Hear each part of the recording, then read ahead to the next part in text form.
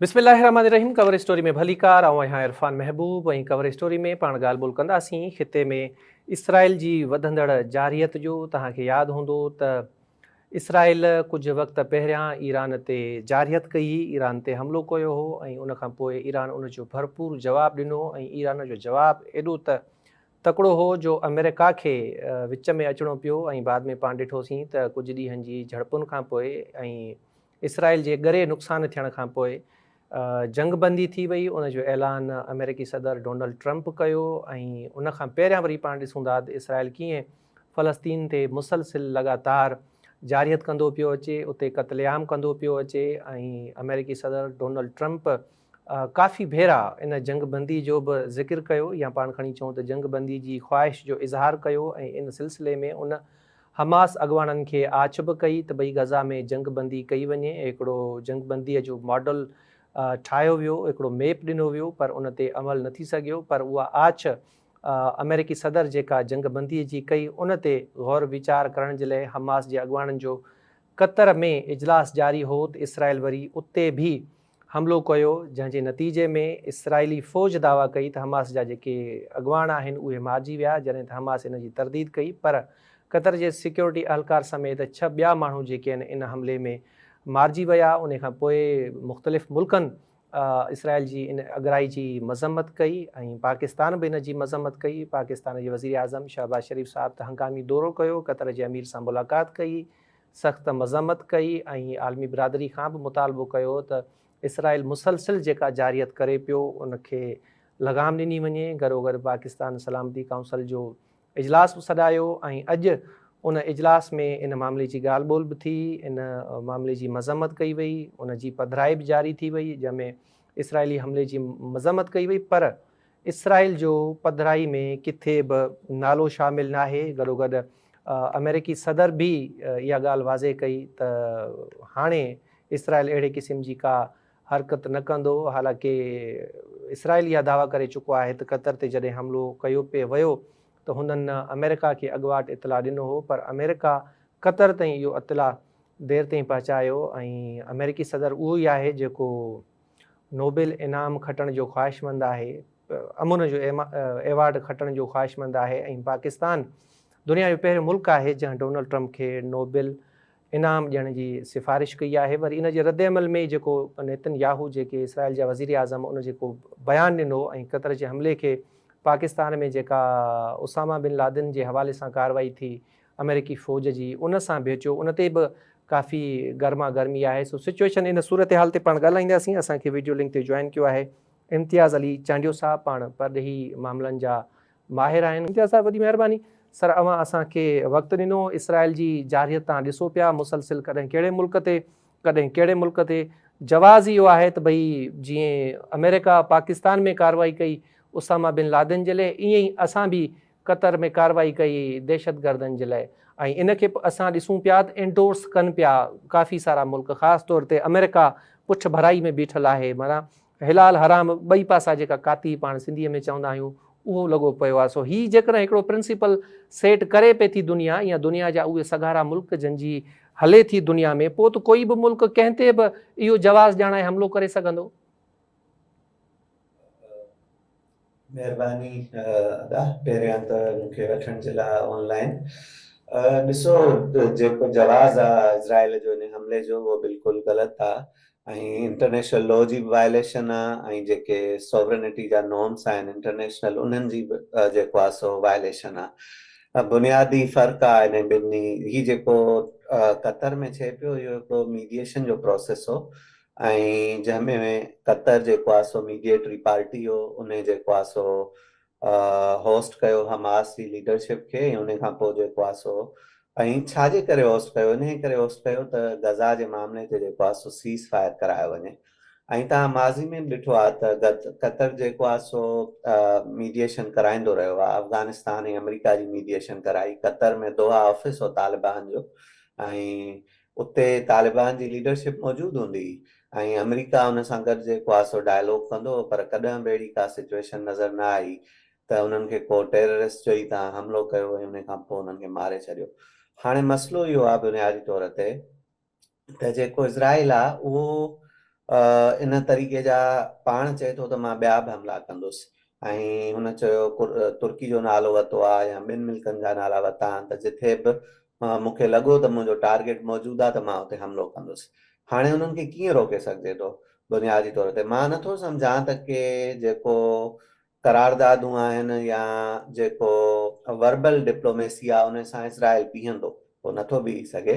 ऐं जेसि ताईं हुनखे हिकिड़ो सुठो रिस्पॉन्स न मिलंदो उन हमले जो, ऐं उहो रिस्पॉन्स जेको आहे सो सिफ़ारती रिस्पॉन्स त हुजणु खपे, तमामु स्ट्रॉन्ग रिस्पॉन्स हुजणु खपे, पर उन सां गॾोगॾु उनखे जेको मिलिटेरली रिस्पॉन्स न मिलंदो उन शइ जो, त मूंखे नथो सम्झ में अचे त इज़राइल फ्यूचर में इन तरह जो ॿियो हमलो न कंदो मिडल ईस्टर्न रियासतुनि में। मिडल ईस्टर्न रियासतुनि खे हाणे सोचणो पवंदो पाण बि त छा हुननि जी जेका सिक्योरिटी आहे छा उहा सॼी ॿाहिरि मुल्कनि ते रिलाए कंदा हो। तव्हां ॾिठो कतर में हिकिड़ो वॾो यूएस बेस बि आहे, अॾो आहे अमेरिका जो जी तमामु वॾो, वेझो ई आहे जिते हमलो थियो आहे उन खां को घणो परे कोन्हे। ऐं उते पूरी हिकिड़ी सेंट्रल कमांड आहे यूएस जी, उन्हनि वटि सॼो मिज़ाइल ट्रैकिंग सिस्टम हूंदो आहे, लॉन्च थियण खां वठी करे उहो ट्रैक कंदा आहिनि। उन खां पोइ डिफेंस सिस्टम मौजूदु आहे, मिज़ाइल खे किराइण जो मैकेनिज़म आहे, ऐं तमामु वॾी एयरफोर्स प्रेजेंस बि आहे उते यूएस जी। त जेको कतर आहिनि उन्हनि खे इहो सोचणो पवंदो त छा एक्सटर्नल ॿियनि पावर्स ते रिलाए करे तव्हां पंहिंजो पाण खे बचाए सघो था, या तव्हांखे पंहिंजो डिफेंस पाण करणो आहे त पोइ हिकिड़ी अलॻि हिकमत अमली तव्हांखे जेको आहे सो ठाहिणी पवंदी। त मुंहिंजे ख़्याल में जेसि ताईं मिडल ईस्टर्न रियासतूं इहो नथियूं सम्झनि त सिक्योरिटी सां खे सम्झण जी असांखे ज़रूरत आहे, त पंहिंजी जेका सिक्योरिटी आहे उहा कंहिं बि रियासत जी पंहिंजी ज़िमेदारी हूंदी आहे, ॿियो को बि उहो गारंटी नथो करे सघे। तव्हां चाहे केतिरा पैसा भरियो, तव्हां ॾिठो त ही अरब रियासतूं 4-5 महीना अॻु में जी ॻाल्हि आहे, जॾहिं अमरीकी सदर हुते दौरो कयो त अरबे रुपया हिननि जेको आहे सो हुननि जो डील्स कयूं, गिफ्ट पिया ॾियनि, सोनू तलवारूं पिया ॾियनि, जहाज पिया गिफ्ट में ॾियनि, ॿियो अलाए छा छा अरबे डॉलरनि जा हिननि तोहफ़ा तवाइफ हुते ॾिना। पर छा उन सां हिननि जी सिक्योरिटी जी गारंटी हिननि खे मिली?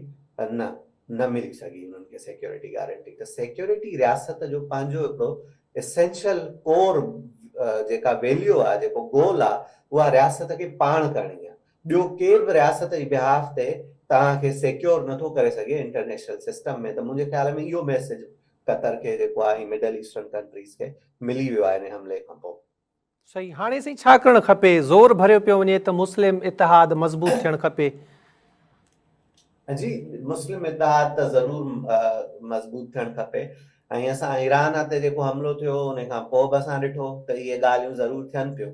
पर अनफॉर्चुनेटली जेको इंटरनेशनल पॉलिटिक्स आहे उहा तमामु घणी इंट्रस्ट सेंट्रिक ऐं इंट्रस्ट ओरिएंटेड हूंदी आहे।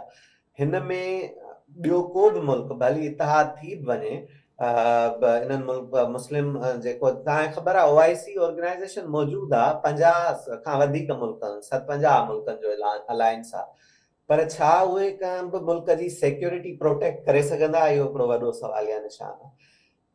वरी मां इहो चवंदुसि त जंहिं बि मुल्क जो चाहे इहो कतर हुजे, तुर्की हुजे, सऊदी अरब हुजे या ईरान हुजे या वरी पाकिस्तान हुजे, हुननि खे सिक्योरिटी जेका पंहिंजी आहे उहा पाण करणी पवंदी। उन में हुननि खे पंहिंजो पाण अॻिते वधणो पवंदो, पंहिंजो डिफेंस स्ट्रॉन्ग करणो पवंदो। ऐं इहो जेको बि पैसा उहो लॻाइनि था ख़ासि तौर ते मिडल ईस्टर्न कंट्रीज़, तव्हां ॾिठो तमामु घणी इन्वेस्टमेंट ॿाहिरि मुल्कनि में, ऐं तमामु घणो जेको आहे सो हुननि जी फाइनेंशियल इंटरवेंशन आहे, ऐं ॿी कतर में ॿाहिरां वॾी इन्वेस्टमेंट अचे थी। पर इहा शइ रियलाइज़ करणी पवंदी हुननि खे त हुननि जे पारां अचे को मिज़ाइल इंटरसेप्ट कोन कंदो, या हुननि जे पारां अचे केरु जेको आहे सो हुननि जे पारां अचे कोन विढ़ंदो। हे को जेको आहे सो इंटरनेशनल रिलेशंस तमामु highly state centric interest based हूंदा आहिनि।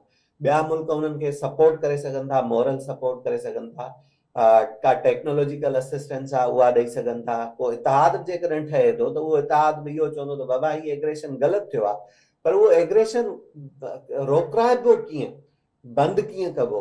ज़ाहिर आहे हाणे जेकॾहिं हिकु एग्रेसर आहे ऐं हुन वटि तमामु घणी मिलिट्री कैपेबिलिटी आहे ऐं हुनखे ख़बर आहे त मां हिकु चकर हमलो कयां थो, मूंखे केरु जवाब ई कोन थो ॾिए, त ॿियो चकर हमलो कंदो। इहा हिकु तमामु बुनियादी जेको आहे सो पावर डायनेमिक्स हूंदी आहे, त जंहिंमें तव्हांखे जेकॾहिं का पावरफुल कंट्री खे, मुल्क खे रोकणो आहे त तव्हांखे बैलेंस ऑफ पावर करणो पवंदो। सभ खां पहिरियों तरीक़ो इहो आहे त तव्हांखे पाण करणो पवंदो। तव्हां पाण सगारा थियो, तव्हां पाण मिलिटरीली मज़बूत थियो, हुनजो जवाबु ॾियो, इंटरसेप्ट कयो हुनजो मिज़ाइल, ऐं उन खां पोइ रिस्पॉन्स कयो तव्हां, त पोइ त हिकु जवाबु ईंदो। या ॿियो तरीक़ो इहो हूंदो आहे त तव्हां स्ट्रॉन्ग अलायंस में अची वञो, अहिड़े अलायंस में जेको तव्हांजे मथां हमिलो थिए त उहो अलायंस उनजो जवाबु ॾिए। जीअं तव्हां नेटो जे केस में ॾिसो था त कंहिं हिकिड़े मुल्क नेटो जे ते हमिलो थिए थो त ट्रीटी नेटो जी चए थी त सभिनी मुल्कनि ते हमिलो आहे, ऐं असां मिली करे हुनजो जवाबु ॾींदासीं, त पोइ जवाबु ॾियण जी कोशिशि कंदा आहिनि, त पोइ एग्रेसर जेको आहे उहो बीही सघे थो। ऐं उन खां पोइ ॿीहर उहो सोचींदो त बाबा मूंखे ॿीहर वञी हिते हमिलो करिणो बि आहे या न आहे करिणो, हिते मां कंदुसि त मुंहिंजो नुक़सानु थींदो। त इहा हिकिड़ी मुंहिंजे ख़्याल में हिकमत अमली हुजणु खपे। जेके बि मिडल ईस्टर्न मुल्क आहिनि उन्हनि खे थोरो पाण ते हाणे रिलाए करणो पवंदो। ऐं हालांकि कतर वटि इहे राफेल तयारा मौजूदु आहिनि, कतर वटि तमामु एडवांस टेक्नोलॉजी मौजूदु आहे, हुननि खे थोरो इन तरफ़ बि सोचणो पवंदो त सॉफ्ट पावर सां गॾोगॾु हार्ड पावर कीअं अप्लाई थिए ऐं उनखे कीअं यूटिलाइज़ कजे, छो जो सॉफ्ट पावर तमामु ज़रूरी आहे, पर उन सां गॾोगॾु जेकॾहिं हार्ड पावर तव्हां वटि न आहे या तव्हां उनखे नथा यूटिलाइज़ कयो त तव्हां एग्रेसर खे रोके नथा सघो। सही। इम्तियाज़ साहब सम्झो, इम्तियाज़ साहब तव्हां सम्झो था त कतर इसराइल जी इन अगराई जो जवाबु ॾींदो या ॾियण जी पोज़ीशन में आहे? मुंहिंजे ख़्याल में त ॾिसो, जवाबु ॾियणु खपे। ऐं हा, पोज़ीशन में आहे, या हिन वक़्तु जेका सिचुएशन इहा आहे त कतर घणो करे रिलाए करे पियो पंहिंजे पार्टनर्स ते। सिक्योरिटी काउंसिल में ज़ाहिर आहे पाकिस्तान तमामु जेको आहे सो मज़बूती सां कतर जे मौक़िफ़ जी दिफ़ा कई, ऐं जेको आहे सो ॿिया मुल्क जेके आहिनि, इजिप्ट बि कई, तव्हां ॾिठो हूंदो सिक्योरिटी काउंसिल जो सेशन, ॿियनि मुस्लमान मुल्कनि बि कई तमामु, ऐं ॿियनि मुल्कनि बि कई। पर जेको इहो हिकिड़ो मैसेज त स्ट्रॉन्ग वियो आहे त चलो कम्युनिकेशन्स आहिनि, ऐं मुस्लमान मुल्क कतर जे मामले ते तमामु घणो सेंसिटिव आहिनि, ऐं उहो मतिलबु डिसकम्फर्टेबल आहिनि। पर पाण कतर इन खे मिलिटरीली केतिरो जवाबु ॾेई सघे थो, मूंखे नथो लॻे त कतर इन जो को वाज़े स्ट्रॉन्ग हिन वक़्त ताईं डिसीजन कयो आहे त उहो मिलिट्री जवाबु ॾींदो। हींअर ताईं को फ़ैसिलो कोन कयो आहे त हुन मिलिट्री जवाबु ॾियो। डिप्लोमेटिक फ्रंट ते पंहिंजो पाण खे जेको आहे सो पंहिंजे इन्फ्लुएंस खे चैनलाइज़ कनि पिया, बाक़ी मिलिटरीली जवाब जो अञा ताईं को अहिड़ो डिसीजन थींदे नज़र कोन पियो। अच्छा इम्तियाज़ साहब, अमेरिका जी पॉलिसी का सम्झ अचे थी अव्हांखे? जेकॾहिं अव्हांखे सम्झ अचे थी त असांखे बि सम्झायो। ईरान ऐं इसराइल जी जॾहिं झड़प थी, ईरान जवाबी वार पियो करे त अमेरिका अची पियो वञे त भई असांजो मुआइदो आहे त असांखे हिफ़ाज़त करणी आहे इसराइल जी, ऐं लही पियो पवे डिफेंस में। ऐं इसराइल वरी हमलो करे थो कतर ते, अमेरिका खे ॿुधाए थो, बाद में अमेरिका हमले थियण खां पोइ अमेरिका चवे थो त देरि थी वई असांखे नियापो पहुचाइण में। त हाणे सुभाणे वरी जेकॾहिं फ़र्ज़ु करे था वठूं कतर ई जवाबु ॾिए थो इसराइल खे, त वरी अमेरिका अची वेंदो त भई असांजो डिफेंस जो मुआइदो थियल आहे।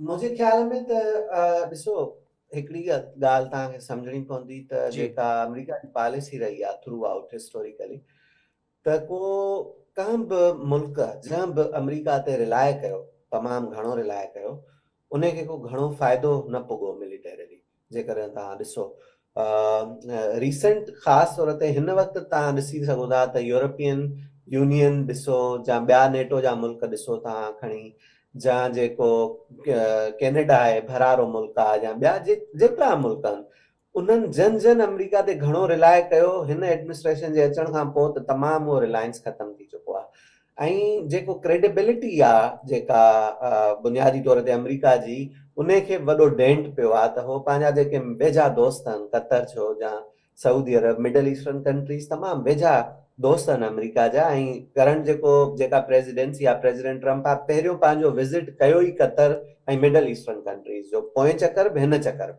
त इन खां तव्हां सम्झी सघो था तालुकात केतिरा गहरा आहिनि। पर अमेरिका उन्हनि खे बचाए, या उन्हनि खे उन्हनि जी जेका सेफ्टी ऐं सिक्योरिटी आहे 100% उनखे सिक्योर न करे सघियो। ॿी ॻाल्हि इज़राइल फैक्टर जी ॾिसो, ॿियनि कंहिं बि मुल्कनि जे ख़िलाफ़, मिसाल तौर कतर ते जेकॾहिं को ॿियो मुल्क हमलो करे आहे, असां सपोज़ कयूं था, एज़्यूम कयूं था, इज़राइल जे अलावा, त थी सघे थो त अमेरिका फ्रंट फुट ते अची वञे, या साम्हूं अची वञे, ऐं उहो उनजो रिस्पॉन्स बि करे। जेकॾहिं मिसाल तौर खां तव्हां ॾिठो हूंदो त जॾहिं कुवैत ते इराक हमलो कयो 1990 में 90 जी ॾहाई में, त तव्हां ॾिठो त कीअं कोलेशन हिकिड़ो ठहियो ऐं तमामु जल्दी अमेरिका जी लीडरशिप में इराक जे मथां हमलो थी वियो ऐं कुवैत मां उन खे फ़ौजूं कढणियूं पियूं। पर हाणे ई ॻाल्हि आहे इज़राइल जी। हाणे जेका इज़राइल जी ॻाल्हि आहे, त इज़राइल जेको इन्फ्लुएंस करे थो फॉरेन पॉलिसी में, जेका यूएस फॉरेन पॉलिसी आहे उनजो हिकिड़ो कोर गोल आहे, उहो इहो आहे त तव्हांखे इज़राइल खे हर एट एनी कॉस्ट तव्हांखे उनखे प्रोटेक्ट करणो आहे, उनजे ठीकु। इंट्रस्ट खे प्रोटेक्ट करणो आहे, मिडल ईस्ट में उनखे प्रोटेक्ट करणो आहे। हाणे मसइलो छा आहे त अमेरिका में बि हिकिड़ी वॾी डिबेट शुरू थी वई आहे, जेके पॉलिसी हल्का आहिनि, फॉरेन पॉलिसी जा स्कॉलर्स ठीकु आहिनि, आहे, एकेडमिक इम्तियाज़ साहब अवां जी महिरबानी, अवां असांखे वक़्तु लगेज ॾिनो। आहे इज़राइल जी लेगेसी असांजे मथां। ठीकु आहे इम्तियाज़ साहब, महिरबानी, अवां असांखे वक़्तु ॾिनो। कवरेज स्टोरी में नाज़रीन नंढड़ी साई जो वक़्तु थियो आहे, ब्रेक वठंदासीं ऐं ब्रेक खां पोइ पाण जॾहिं वापसि ईंदासीं त पाण ॻाल्हि ॿोल कंदासीं। कराचीअ में हिकिड़ो ख़ौफ़नाक जिन्सी स्कैंडल साम्हूं आयो आहे ऐं पाण उन ते ॻाल्हाईंदासीं, उन जा तफ़सील असां शेयर कंदासीं ब्रेक खां पोइ।